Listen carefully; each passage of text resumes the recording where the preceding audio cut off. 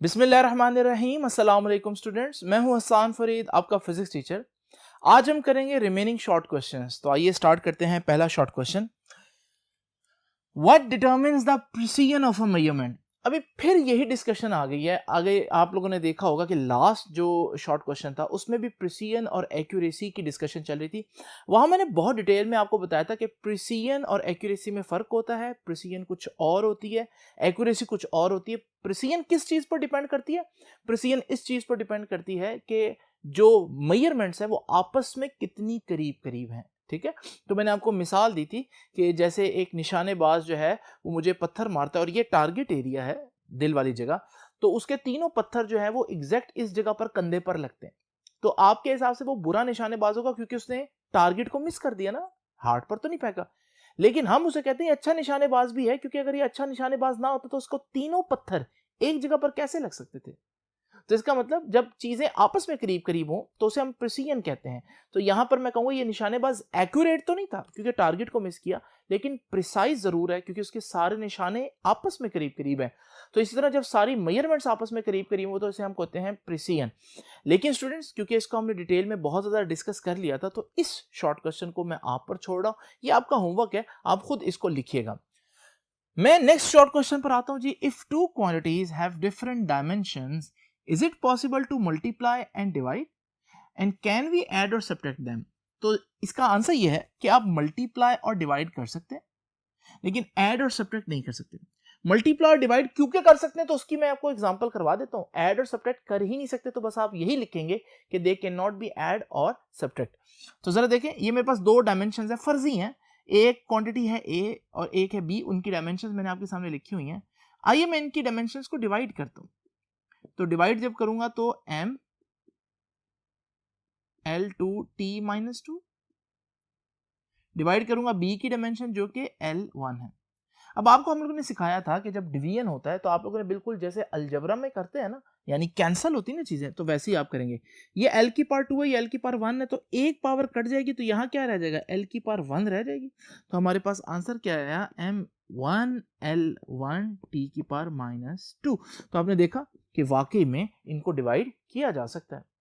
इसी तरह से आइए ये दो हमारे पास वही डायमेंशन है, इनको मल्टीप्लाई करते हैं। तो a मल्टीप्लाई बाय b, तो a की डायमेंशन क्या है, m1 l2 t माइनस 2, और b की डायमेंशन क्या है, l1। अब यहां पर भी हम इसको अलजबरा की तरह सॉल्व करेंगे। आपको पता है अलजबरा कहता है कि अगर दो चीजें जैसे x की पावर 1 है और x की पावर 2 मल्टीप्लाई हो रही हो तो बेसिस सेम है तो पावर्स ऐड हो जाएंगी, तो हम एक दफा x लिखेंगे लेकिन 1 प्लस 2 इकट्ठी पावर 3 लिख देंगे। तो इसी तरह ये देखें, ये l की पावर 2 है और ये l की पावर 1 है, बेसिस सेम है तो इनकी पावर्स भी ऐड हो जाएंगी। तो ये बन जाएगा m1 l की पावर 2 और l की पावर 1 ऐड होकर l की पावर 3 बन जाएगा और t माइनस 2। तो आपने देखा मैंने डायमेंशंस को मल्टीप्लाई करके भी दिखा दिया और डायमेंशंस को डिवाइड करके भी दिखा दिया, बिल्कुल जैसे हम अलजबरा में वेरिएबल्स को मल्टीप्लाई भी करते हैं और डिवाइड भी करते हैं। लेकिन आप लोगों ने जो बात नोट करनी है वो ये है कि इनको ऐड और सब्ट्रैक्ट नहीं किया जा सकता। तो चलते हैं नेक्स्ट बोर्ड पर और देखते हैं नेक्स्ट शॉर्ट क्वेश्चन क्या कहता है। तो आइए स्टूडेंट्स देखते हैं 8th शॉर्ट क्वेश्चन का आंसर क्या है। द ह्यूमन पल्स, ये जो इंसान की नब्ज होती है, ठीक है, इसे ह्यूमन पल्स कहते हैं, and swing of pendulum, pendulum का जो पेंडुलम होती है, are possible time units, why are they not often used. हम इनको ज्यादातर यूज क्यों नहीं कर सकते एज ए टाइम स्टैंडर्ड। देखें, एक अच्छा टाइम स्टैंडर्ड क्या होता है, एक अच्छा टाइम स्टैंडर्ड होता है जिसका टाइम बताने का जो ड्यूरेशन है वो हर जगह एक जैसा हो। मिसाल के तौर पर आपके पास जो घड़ी है वो घड़ी एक ही रफ्तार से चलती रहती है। ऐसा नहीं होता कि एक घंटा जल्दी गुजर जाता है लेकिन कुछ घंटे देर से गुजरते हैं, बल्कि सारे और जो है वो एक ही रफ्तार से वो दिखाती है। इसी तरह से एक जो घड़ी होती है अच्छी, वो उसको इस बात से कोई फर्क नहीं पड़ता कि आप उसको किस इलाके में ले जाएं, यानी जिस स्पीड से वो लाहौर में चल रही है उसी स्पीड से वो मरी में, कराची में, सब जगह चलती रहेगी। तो अच्छा टाइम स्टैंडर्ड इनवेरिएबल होता है, एक ऐसा टाइम स्टैंडर्ड होता है जो वेरी नहीं करता place to place, person to person. लेकिन जरा देखिए, अगर मैं पल्स को यानी नब्ज को थोड़ी देर के लिए एक टाइम स्टैंडर्ड बना दूं कि सपोज करें मैं कहता हूं भाई 10 दफा मेरी नब्ज अगर जो है ना वो धड़कती है, बीट करती है, तो इसका मतलब 10 पल्सेस का मतलब है कि 1 सेकेंड। सपोज करें मैं ये एक नई घड़ी बना रहा हूं, ठीक है, अपनी नब्ज को लेकर, अपने पल्स को लेकर, इसमें क्या ये वो कहते हैं कि ऐसी घड़ी हम आमतौर पर क्यों नहीं बनाते? तो उसकी वजह यह है कि घड़ी अच्छी नहीं है, ये पर्सन टू पर्सन वेरी होगी, क्योंकि आपकी आम घड़ी अपनी रफ्तार को तब्दील नहीं करती, लेकिन ये जो घड़ी होगी इसकी पल्स रेट जो है वो चेंज हो सकती है। तो क्योंकि पल्स रेट चेंज हो सकती है इस वजह से हम इसको यूज नहीं करते। तो sudden changes may occur in human pulse, human pulse में कुछ चेंजेस आ सकते हैं अचानक due to variation in heart beat, क्योंकि हार्ट बीट में वेरिएशन आ सकती है। हार्ट बीट होता है तो उसकी वजह से पल्स में बीट आती है, तो इस वजह से जब हार्ट बीट में चेंजेस आएंगी तो पल्स में भी चेंजेस आएंगी। लेकिन हार्ट बीट में क्या चेंजेस आ सकती हैं? आपको मालूम है अगर किसी शख्स को चेस्ट पेन हो तो इस वजह से भी हार्ट बीट जो है वो अचानक से तेज हो जाती है। आप लोग ये भी जानते हैं कि हमारे पास अगर कोलेस्ट्रॉल लेवल ज़्यादा हो जाए तो इससे हार्ट बीट पे फर्क पड़ता है। ठीक है, अब देखिए ना, आपने हिसाब लगाया कि 10 पल्सेस, ठीक है, 10 पल्सेस में 1 सेकंड, आप खड़े हुए हिसाब लगा रहे हैं 10 पल्सेस में 1 सेकंड। लेकिन अगर आप जॉगिंग शुरू कर दी तो जॉगिंग में आपको पता है पल्स रेट जो है वो आपका तेज हो जाता है। तो जब पल्स तेजी से होंगी तो आपका वही सेकंड जल्दी हो जाएगा, क्योंकि 10 पल्सेस जल्दी हो जाएंगी। तो ये क्या हुआ कि 1 सेकंड आपका लंबा बन जाएगा जब आप जो है ना वो बैठे होंगे, लेकिन अगर आप जॉगिंग करें तो वही 1 सेकंड जल्दी गुजर जाएगा, क्योंकि 10 पल्सेस जल्दी हो जाएंगी। तो ये अच्छा टाइम स्टैंडर्ड नहीं है। तो रनिंग और जॉगिंग में नहीं हो सकता। ठीक है, रनिंग ये लाइन बोल रहा हूँ, दोबारा कट कर रहा हूँ। तो रनिंग और जॉगिंग में भी पल्स रेट चेंज हो जाएगी। इस तरह एज फैक्टर भी होता है। ठीक है, आपको पता है जैसे जैसे इंसान बूढ़ा होता रहता है उसकी पल्स रेट जो है वो चेंज होती रहती है। तो इस वजह से ह्यूमन पल्स को हम आमतौर पर एक घड़ी के तौर पर, एक टाइम स्टैंडर्ड के तौर पर इस्तेमाल नहीं करते। ठीक है, अब वो कहता है कि आप पेंडुलम को क्यों नहीं करते? अब पेंडुलम का भी मसला ये कि पेंडुलम का टाइम पीरियड का फॉर्मूला देखें। क्या फॉर्मूला है? 2π√L/G। ये फार्मूला क्या बता रहा है? ये फार्मूला बता रहा है कि टाइम पीरियड डिपेंड करता है लेंथ कितनी है पेंडुलम की और जी यानी ग्रेविटेशनल एक्सीलरेशन कितना है। तो अगर इन दोनों में से कोई चेंज हो गया तो पेंडुलम का टाइम पीरियड चेंज हो जाएगा और फिर पेंडुलम भी एक अच्छा टाइम स्टैंडर्ड नहीं रहेगा।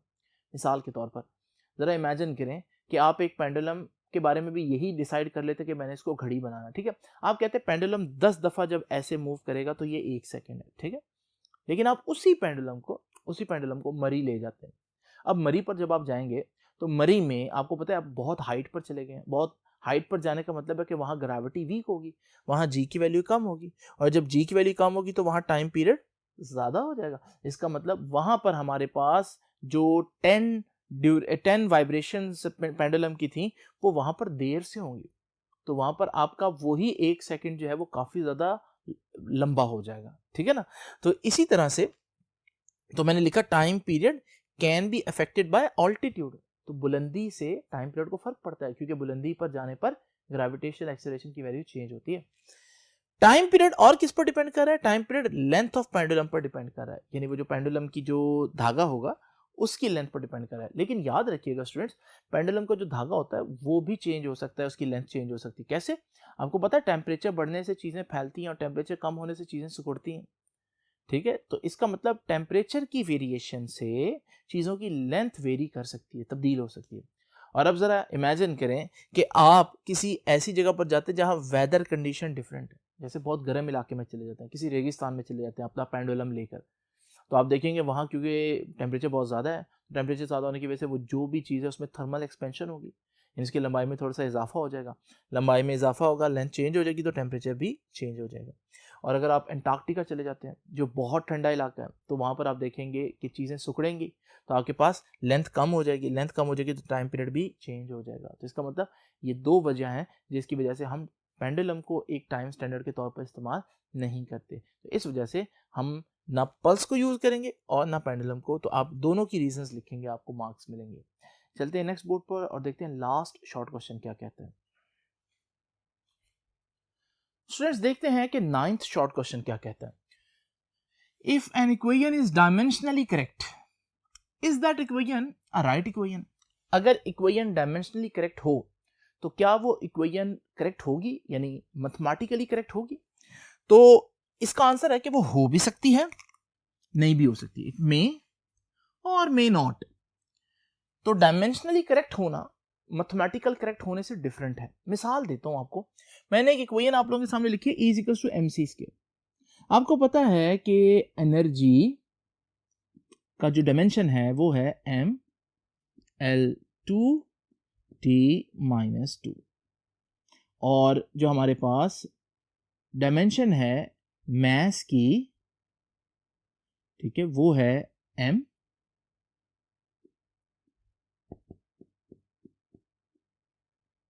और जो c है स्पीड ऑफ लाइट है उसकी डायमेंशन है LT-1। ठीक है, अब जरा देखिए, मैं लेफ्ट हैंड साइड की डायमेंशन निकालता हूं। भाई लेफ्ट हैंड साइड पर तो सिर्फ एनर्जी है ना, तो लेफ्ट हैंड साइड की डायमेंशन तो आ जाएगी हमारे पास m L2T-2, ये आ गई लेफ्ट हैंड साइड की डायमेंशन। ठीक है, अच्छा राइट हैंड साइड पर क्या है, m और c स्क्वायर दोनों है। m की डायमेंशन क्या होती है, कैपिटल M, और c की डायमेंशन क्या होती है, LT-1, और उसका भी स्क्वायर है। स्क्वायर लिखेंगे तो हमारे पास आ जाएगा m l का स्क्वायर और T⁻², तो दोनों डायमेंशन तो सेम आई, तो ये डायमेंशनली करेक्ट है।